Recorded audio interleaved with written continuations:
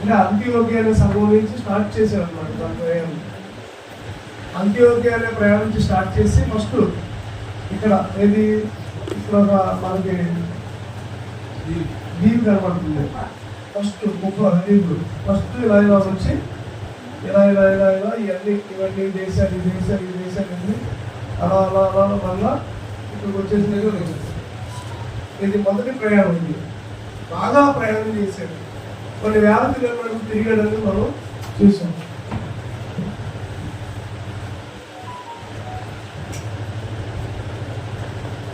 ఇప్పుడు ఇదే మొదటి ప్రయాణం. ఇప్పుడు రెండో ప్రయాణం ఇలా వెళ్ళాడని చూసాం మనం. రెండో ప్రయాణం ఒకసారి నేను పేర్లు చెప్తాను, రాసుకోండి. ఇదంతా ఈసారి ఎప్పుడైనా చక్కగా ఇస్తారు, బాగుంటుంది. ఎంత ఉండదో ఫస్ట్ ఏంటంటే అంత్యోక్య నుంచి బయలుదేరి దెర్బేకి వచ్చాడు. ఫస్ట్ దెర్బేకి వచ్చాడు. ఇక్కడ రాస్తాను, దెర్బేకి వచ్చాడు. ఫస్ట్ దెర్బేకి వచ్చాడని చూసి తర్వాత లోస్త్రా, తర్వాత రెండవదిగా లోస్త్రాకి వచ్చాడు. తర్వాత మూడవదిగా ఇకోనియా అనే ప్రాంతానికి వచ్చాడు. ఓకే, ఇకోనియా అనే ప్రాంతానికి వచ్చాడు మూడవది. తర్వాత నాలుగు పిసిదియా అంత్యోకియా.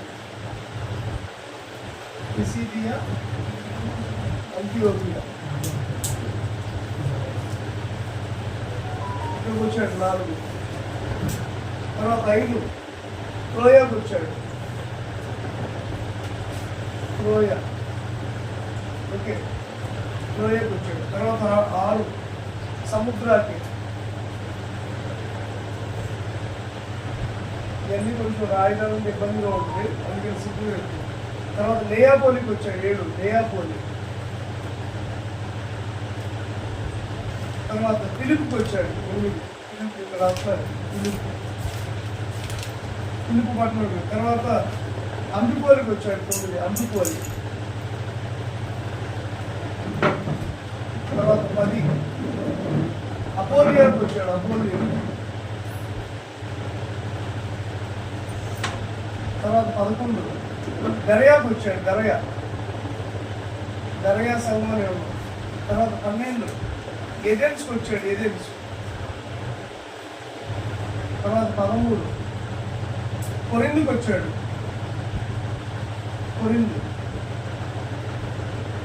కొరింథీకి వచ్చాడు. తర్వాత 14 ఎఫెస్కి వచ్చాడు. ఓకే, తర్వాత 15 కైసరాకి వచ్చాడు. తర్వాత 16 యెరూషలేంకి వచ్చాడు. తర్వాత 17 అంత్యోక్యకి వచ్చాడు. ఇంకా లాస్ట్ ఇక్కడికి వచ్చాడు. అంటే అంతా చెప్తాను కదా, ఇలా మొత్తం తిరిగి మళ్ళా ఈ సముద్రాలు వెంబడింది మళ్ళీ యెరూషలేం ఉంటుంది అనమాట. యెరూషలేం నుంచి మళ్ళీ ఇక్కడికి వచ్చేసాడు.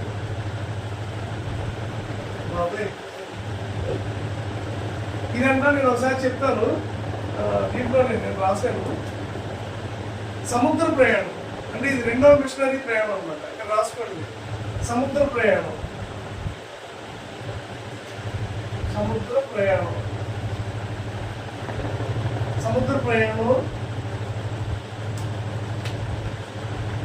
2076 కిలోమీటర్లు. 2076 కిలోమీటర్లు. ఇది సముద్రంలో ఆయన ప్రయాణించిన ప్రయాణం 2076 కిలోమీటర్ల దూరం ఆయన సముద్రంలో ప్రయాణం చేశాడు. హల్లెలూయా. తర్వాత కాలినడక ప్రయాణం. కాలినడక ప్రయాణం 2269 కిలోమీటర్లు అంట. అంటే 2076 కిలోమీటర్లేమో సముద్రంలో నీటిలో ప్రయాణం చేశాడు.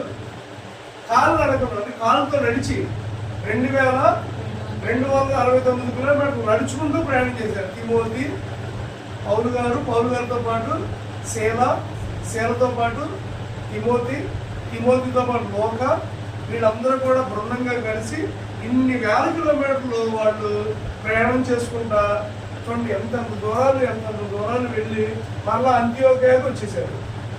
హల్లెలూయా. అంటే ఇప్పుడు 2 ప్రయాణాలు కూడా ముగించబడ్డాయి. చూడండి ఇప్పుడు ఇది వచ్చిన ఒకసారి చూపిస్తా. 18వ అధ్యాయం అపోస్తలుల కార్యాలు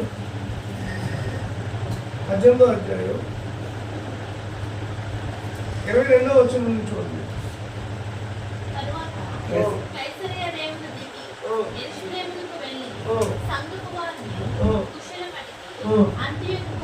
చూడండి ఇక్కడ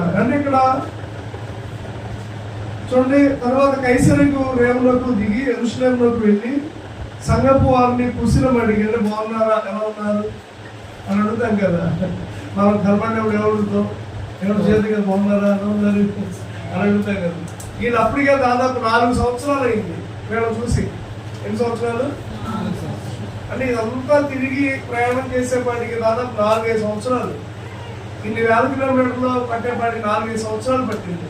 4-5 సంవత్సరాల తర్వాత యెరూషలేములోకి వచ్చి వాళ్ళందరినీ కూడా బాగున్నారా సంఘాన్ని, అంటే 4 సంవత్సరాలు కూడా ఈ యెరూషలేములో ఉన్న సంఘం క్షేమంగా ఉంది.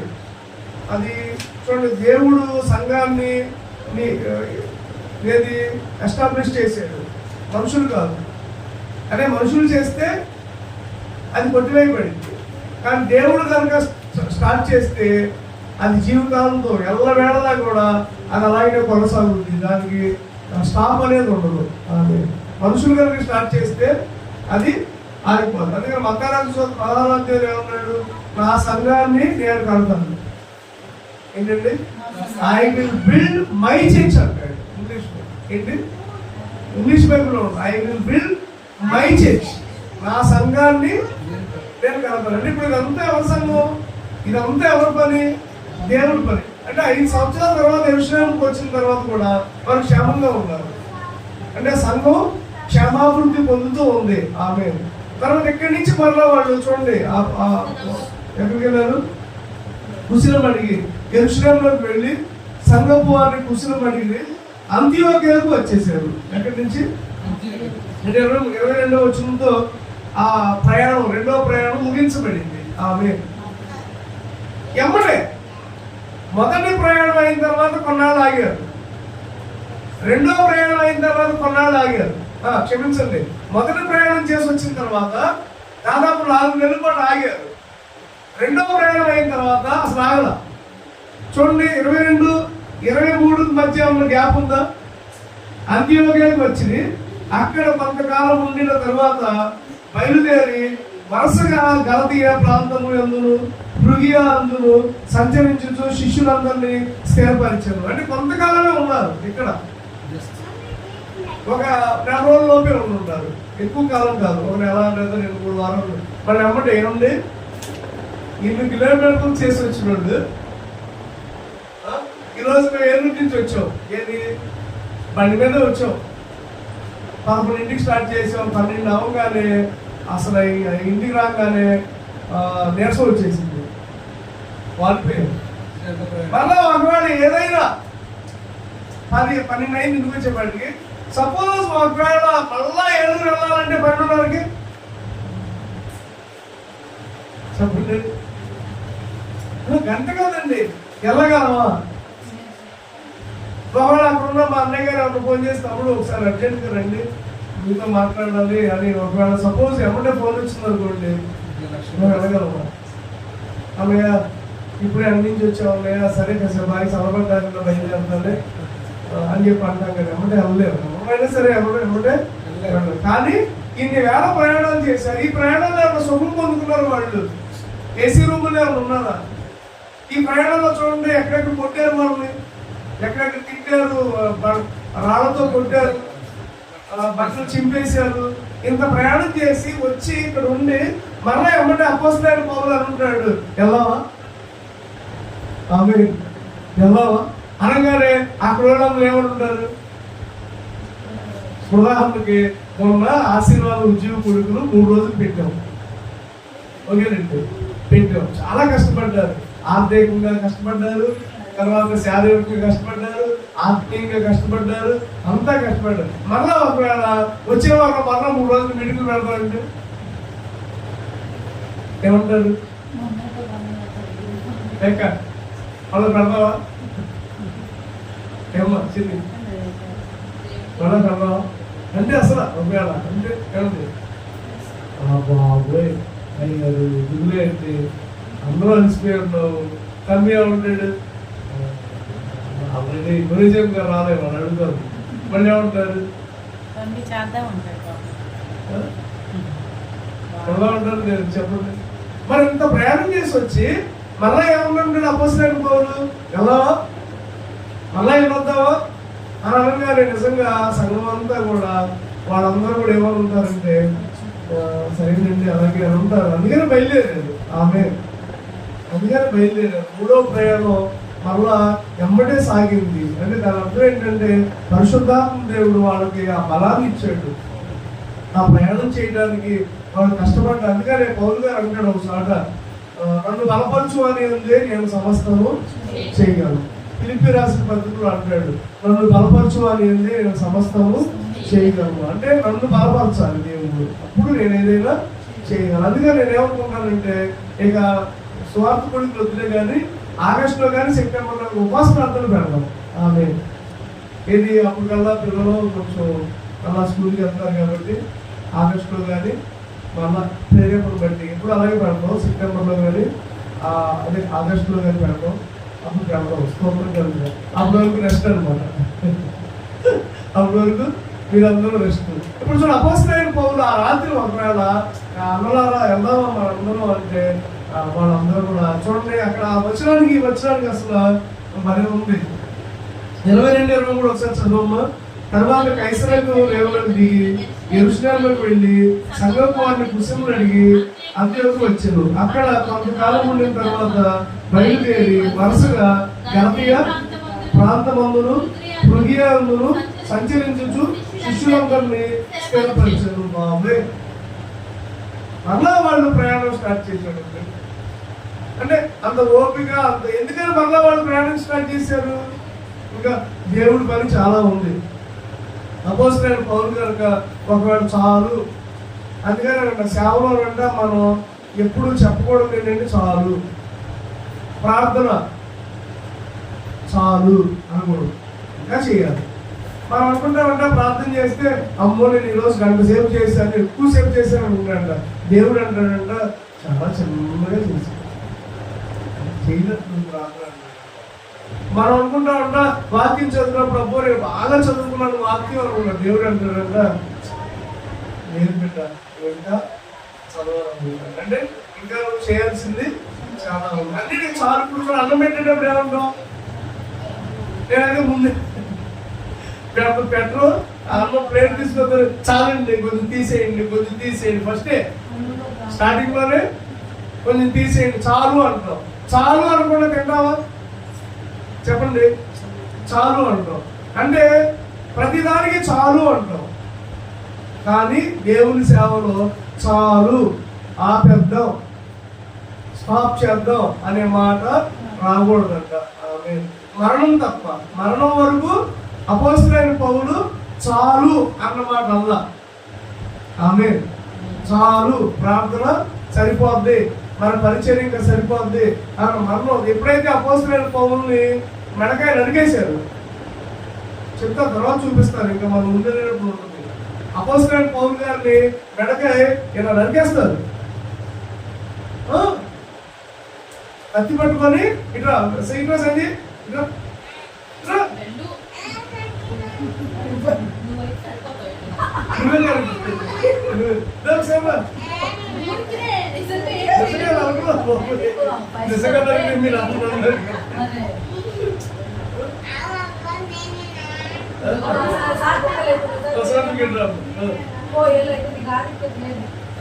ఐస్ క్రీమ్ లేదు.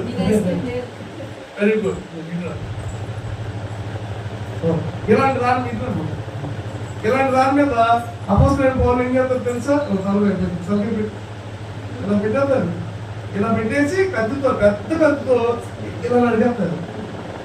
నడిగైతే ఈ తలగా వెళ్ళి అడ్డుపడిపోతుంది. ఆ ముళ్ళు అంతా కూడా అలాగా పడిపోతుంది.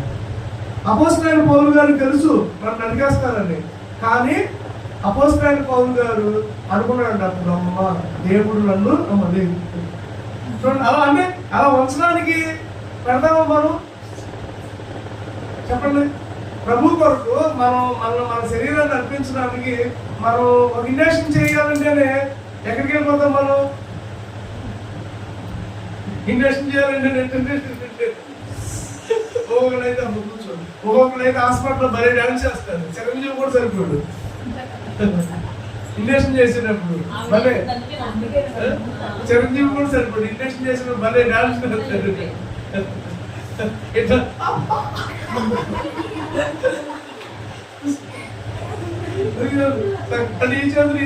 భలే నాకు భలే అనిపించింది. ఏది ఇండస్ట్రీ చేసినప్పుడు. కానీ అపోజిట్ పౌలు తన ప్రాణాలను ఇవ్వడానికి నిజంగా అతను వెనుతిరగలేదు. అలాగే అపోజిట్ పౌలు ఇక్కడ సేవలో ఎన్నో హింసలు పడ్డాడు, కానీ పరిచర్యలో మాత్రం ఇలా చనిపోతే చాలు అని అనకుండా దేవుడు ఎంతో దూరానికి వెళ్ళాడు. స్తోత్రం కలుగుగా. ఎన్ని ప్రాంతాలు తిరిగాడండి, ఎక్కడెక్కడికి వెళ్ళి ఉంటాడు, ఎక్కడెక్కడ ఏం చేసి ఉంటాడు. నిద్ర సరిగ్గా ఉండదు. తర్వాత చాలా మంది వ్యతిరేకతలు, ఎక్కడికి వెళ్ళినా కానీ ఆటుపోట్లు, ఎక్కడికి వెళ్ళినా కానీ సరైనటువంటి తిండి లేదు అపోజిట్ పౌరునికి. చూడండి 2వ కొరింథీ పత్రిక 2వ కొరింథీలో చెప్తాడు, అసలు మరీ చెప్తాడు అపోజిట్ పౌలు. 2వ కొరింథీ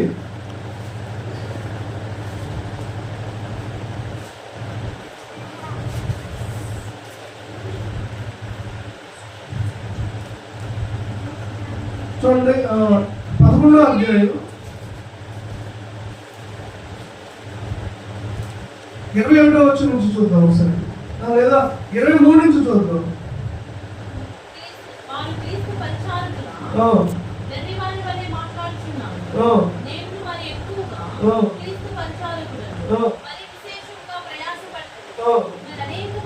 చూడండి, అర్థమైంది. అనేక పర్యాయములు చెరసాలలో ఉంటివి. చెరసాలంటే జైల్లో ఉన్నాం. దేనికోసం? క్రీస్తు కోసం. ఏదో ఒకసారి కాదంట, అనేక సార్లు జైల్లో ఉన్నామంట. ఎవరంటున్నారు? పౌలు గారు అంటున్నాడు. స్తోత్రం గారు అనేక సార్లు, చాలా సార్లు జైల్లో ఉన్నాను అంటున్నాడు. స్తోత్రం గారు. తర్వాత అంటున్నటువంటి అపరిమితముగా దెబ్బలు. అబ్బా ఏంటండి దెబ్బలు అంటే? ప్రభు కొరకు నేను కొరడాలతో కొట్టించుకున్నాను, ప్రభు కొరకు నేను రాళ్ళతో కొట్టించుకున్నాను, ప్రభు కొరకు నేను కర్రలతో కొట్టించుకున్నాను అంటున్నాడు. దెబ్బలు తిన్నాడు అంట ప్రభు కొరకు. ఏం తిన్నాడు? దెబ్బలు తిన్నాడు. తర్వాత చదువు. ప్రాణాపాయములు అంటే ఎప్పుడు ప్రాణం పోతుందో తెలియదు. ఎందుకంటే ఇప్పుడు చెరసాలలో వేశారు, గప్పును వచ్చి చంపేయచ్చు. లేకపోతే ఇప్పుడు చూడండి, ఇప్పుడు ఇదంతా ఏంటి? పెద్ద లోతైనటువంటి సముద్రం. చాలాసార్లు అనేక మార్లు అంటే సముద్రం అంటే ఆ తెప్పలకి, ఆ గాలికి వాళ్ళు పడవ మునిగిపోయిన పరిస్థితి. మనం చూడండి, ఒక అమ్మాయి ఆ పిల్లల్ని పట్టుకొని అలాగే ఉండిపోయింది ఒక సముద్రంలో. మరి అది పడవ పడిపోయినప్పుడు, మునిగిపోయినప్పుడు. అలాగే అపోజిట్ పౌలు గారు ఆ రోజుల్లోనే మరి ఇంత భయంకరమైన ప్రయాణం చేశాడు. రాత్రి కూడా లైట్ లేదు, కరెంట్ లేదు, మరి అంత భయంకరమైన ప్రయాణాలు చేశాడు. ఎందుకంటే ఎప్పుడు ప్రాణం పోతుందో తెలియదు. అలాంటి ప్రయాణాలు అపోజిట్ పౌలు చేశాడు. తర్వాత అంటున్నాడు, చదవకూడదు.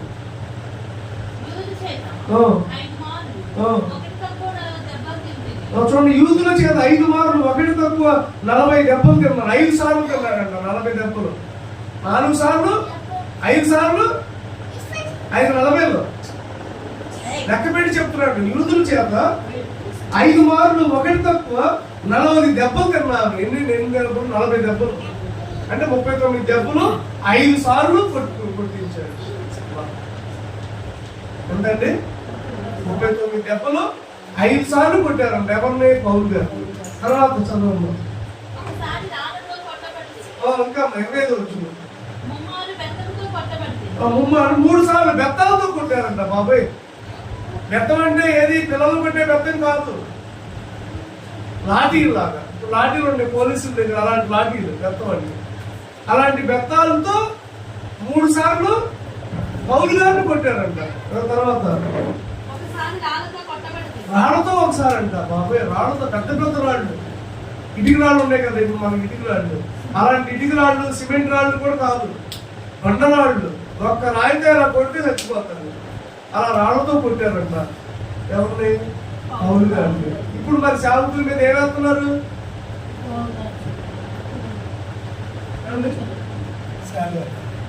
పూలు. నేను ఏలూరులో పాస్టర్ గారు, బిషప్ గారు ఆయన అడిగిలో ఒక ఊరు పిలిచారంట. ఆయన ఒక ఊరు పిలిస్తే వాక్యానికి పిలిచారు, సేవలో కప్పారు, అంతా బాగానే ఉంది.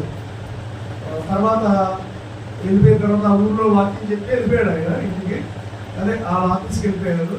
వెళ్ళిపోయిన తర్వాత మరలా ఈ పెద్దలు వచ్చారు ఇంకో సంవత్సరం. కాబట్టి ఈ సంవత్సరం కూడా మరలా మీటింగ్ రండి మీరు, కొన్ని సంవత్సరం బాగా జరిగింది, వచ్చారు మీరు అని అంటే, ఈ సంవత్సరం నేను మీ ఊరు రానన్నాడు అంట. ఎందుకనంటే కనీసం పూలు కూడా తగ్గలేదు నాకు అని చెప్పి వచ్చినట్టు తిప్పారు. అంటే ఏం కోరుకుంటున్నారు? సన్మానం, పూలు. నిజంగా చూడండి, పూలు పూలు చల్లి ఆ పువ్వులతో వస్తున్నారు ఇవాళ సేవకులు. కానీ ఆనాడు పౌలు గారు ఎంత గొప్ప రూపండి నిజంగా. తర్వాత చూడండి, ఇంకా ఉన్నప్పుడు అవ్వలేదు. చూడండి, 3 సార్లు వాడ పగిలి శ్రమ పడుతుంది. ఒక రాత్రి పగళ్ళు సముద్రంలో ఉన్నాడు. రాత్రి పగళ్ళు సముద్రంలో ఉన్నాడంట. ఎవరు? సముద్రంలో ఉండే మాటల.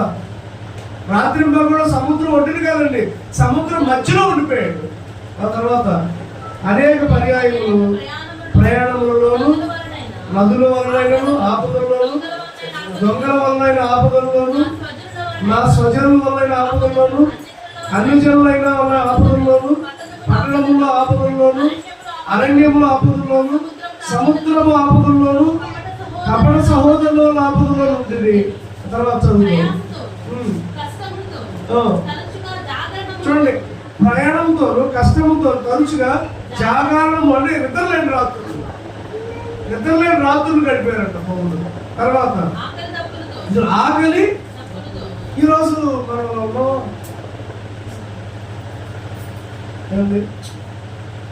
పెద్ద పెద్ద పాస్టర్లు నిజంగా చూడండి, హోటల్స్, ఏసీ రూములు, వాళ్ళ టేబుల్ మీద costly water bottles, costly food. వాళ్ళు తినేసి మళ్ళీ వాళ్ళు మొత్తం తింటారంటే కలిపేసి వదిలేసి క్లాసెస్ అన్నమాట, క్లాసు. కానీ అపోస్తలుడైన పౌలు అన్నాడు, ఆకలితో ఉన్నారు.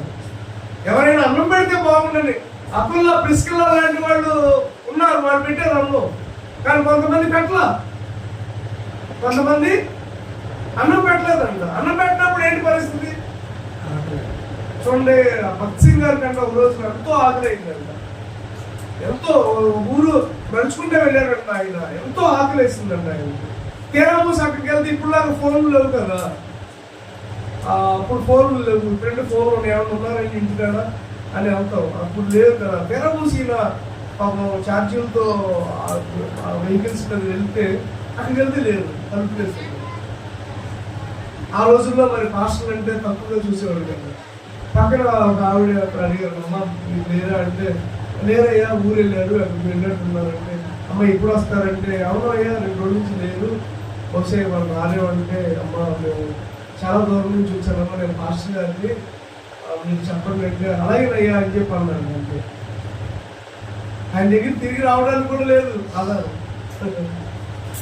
అదేనండి, భక్త్ సింగ్ గారు చాలా ఇష్టం నాకు, తిరిగి రావడానికి కూడా లేదు. అప్పుడు ఒక తోటలోకి వెళ్ళి ఆ చెట్టు కింద వచ్చేటప్పుడు మోకాళ్ళ మీద ప్రార్థన చేసుకుంటారంట. హల్లెలూయా. ప్రభువా, మరి నేను మీకోసం వచ్చాను, నీ బిడ్డల కోసం ప్రేరేపించబడి వచ్చాను, మరి ఏంటి అని దేవుడిని అడిగినప్పుడు ఎవరో ఒక అమ్మాయి అటు ఇటు వెళ్తా ఆయనకి ఏదో కొంచెం ఆహారం, ఏదో పొలం కట్టుకెళ్ళి ఆహారం, మామిడిగా పచ్చడి, ఏదో కొంచెం పచ్చడి వేసుకొని ఆహారం, అయ్యా తింటారయ్యా పాస్టర్ గారు అంటే తింటారమ్మా అని చెప్పి చక్కగా ఆయన తిన్నారంట. స్తోత్రం. ఆ తర్వాత ఆవిడ కోసం ప్రార్థన చేసి అక్కడి నుంచి వెళ్ళిపోయాడు. అంటే గమనించండి, భక్త్ సింగ్ గారు పచ్చడి మెతుకులతో తిన్నారు, ఏసన్న గారికి అయితే అది లేదు. కానీ ఈ రోజున సేవకులు చెప్పండి చెప్పండి. ఒకసారి అయితే ఒక మంచి కూర వండలేదని ఆయన వాకింగ్ చెప్పడానికి ఇష్టపడలేదంట. నేను అడిగిన కూర వండలేదు అని. ఈ రోజున పాస్టర్ వాళ్ళు ఉన్నారు, ఫస్ట్ అడుగుతున్నారు, మామూలుగా అడుగుతారు ఎవరైనా సార్. సార్ మొన్న వచ్చారు సారు కోయంబత్తూరు నుంచి, సార్ ఏం కూర వండుతారు సార్, మధ్యాహ్నం ఇష్టపడతారు సార్ అంటే, మీరేం తింటే నేను అది తింటాను. మీరు గెంజితో తింటారా, నేను కూడా గెంజితో తింటాను. పప్పుతో తింటారా, వాళ్ళే సార్ ఫిష్ తెస్తాను మధ్యాహ్నం అంటే, మీరు తింటారా, మీరు తింటారంటే పెట్టండి. కానీ అంటే మనం వాళ్ళు చూస్తాం మంచిదే, కానీ కొంతమంది ఉన్నారండి అసలు ఏం అడుగుతారో తెలియదు. సాగుతురండి పిట్ట మాంసం అడుగుతారంట కొంతమంది, కొంతమంది ఇంకా రకరకాలుగా అడుగుతారు. ఏసీ రూమ్ లేదని వాక్యాన్ని చెప్పని వెళ్ళిపోయాడు ఒక ఆయన. ఏసీ రూమ్ ఇవ్వలేదు. ఏ రూము? అసలు ఇది వాక్యం చదవట్లేదేమో వాళ్ళ అనిపించింది నాకు ఒక్కోసారి. అదవుతండి, వాళ్ళు చేసే సేవ గొప్పలు అవ్వచ్చు, కానీ వాళ్ళ సాక్ష్యం మరి రేపు రోజు ప్రభు దగ్గర వాళ్ళు నిలబడినప్పుడు అపోస్తలుడైన పౌలు అంటున్నాడు, ఆకలేసింది నాకు అంటున్నాడు. తర్వాత చదువుతాం చూడండి. తరచుగా ఉపవాసముతో చలి, దప్పుడు కూడా లేదేమో, చలి దప్పుడు కూడా ఉన్నాడు. ఎందుకంటే అంత చలి, ఎందుకంటే ఆ సముద్రంలో అంత చలితో బాధపడ్డాడు. దుప్పటి లేని పరిస్థితులు. నిజంగా సేవకుడు చెప్తున్నాడు. తర్వాత దిగంబరత్వంతో, అంటే దిగంబరత్వం అంటే సరైన వస్త్రాలు కూడా సరిగ్గా లేని సేవకులు చాలా మంది ఉన్నారు. ఎవరండి? మా ప్రిన్సిపల్ గారు చెప్పారు. ఒక రోజు మేము పెళ్ళైన తర్వాత వెళ్తే 2011 వెళ్ళాం. పెళ్ళైన కొత్తలో వెళ్తే మమ్మల్ని భోజనానికి ఆహ్వానించారు. మేము భోజనం చేసినప్పుడు మా ఆంటీ గారు చెప్తున్నారు, ఆ సారు బెంగళూరులో ఒక చర్చిలో చేసేటప్పుడంట ఒకటే డ్రెస్ ఉండేదంట, ఒకటే డ్రెస్. అదే రాత్రి పూట ఉద్దుకొని ఇస్త్రీ చేసుకొని మళ్ళా పొద్దున్నే ఇస్త్రీ చేసుకొని కాలేజీకి వేసుకుని వెళ్ళేవాడు. ఒకటే శక్తి.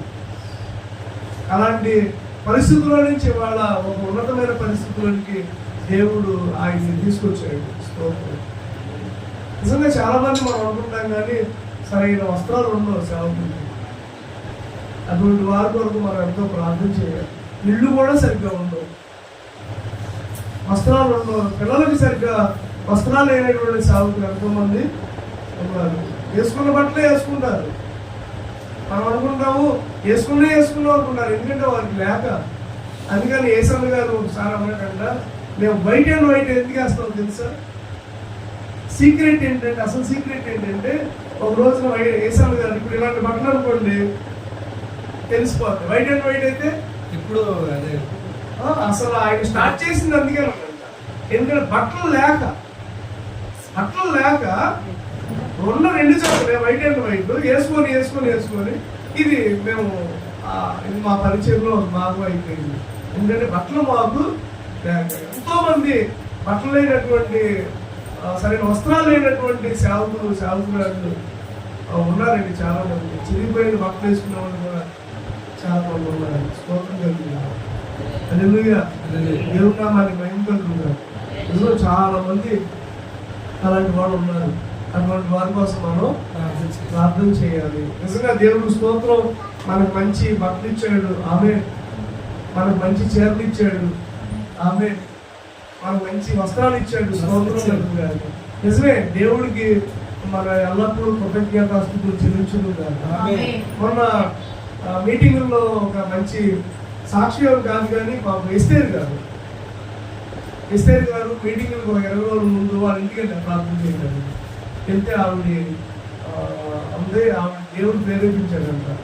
అయ్యా నువ్వు ఏమనుకుంటావు నాకు తెలీదు, ఒక 1500 మీ అకౌంట్ వేస్తున్నాను, మీటింగ్కి ఒక రోజున మంచి బట్టలు కొనుక్కోండి అని చెప్పి వేసింది. చాలా సంతోషించాను. ఆమె స్తోత్రం కలుగుతారు. ఎందుకంటే సంఘం సేవకుడి యొక్క విధానం అర్థం చేసుకుంటుంది. మరొకప్పుడు సుజాత గారు మా బట్టలు సరిగ్గా సుజాత గారు గ్రహించి 5,000 రూపాయలు ఇచ్చారు. అప్పుడే 4 జతలు బట్టలు కొనుక్కోవడానికి దేవుడు అంటే ఎందుకు చెప్తున్నారంటే సహాయం.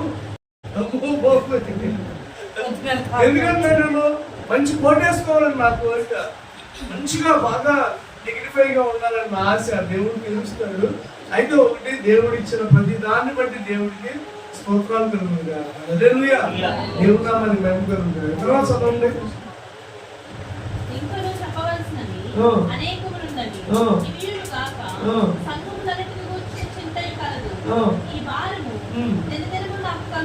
చూడండి, ఇది కాదు అసలు. చూడండి, అపోస్తలుడైన పౌలు గారి చింత సంఘం గురించో, సేవ గురించో, బట్టల గురించో, ఫుడ్ గురించో, తిండి గురించో కదా, సంఘాల గురించి అంట.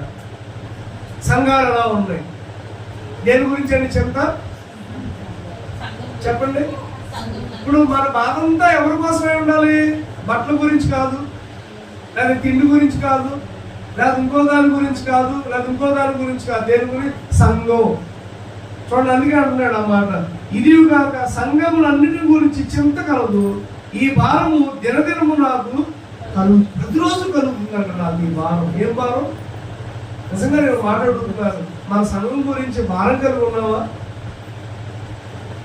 అయ్యో ఎంతమందే ఉంటున్నాం మనం, ఇంకా కొంతమంది వస్తే బాగుండు, ఇంకా కొంతమంది వస్తే బాగుండు, పెరిగితే బాగుండు అని మనం ప్రార్థన చేయాలి.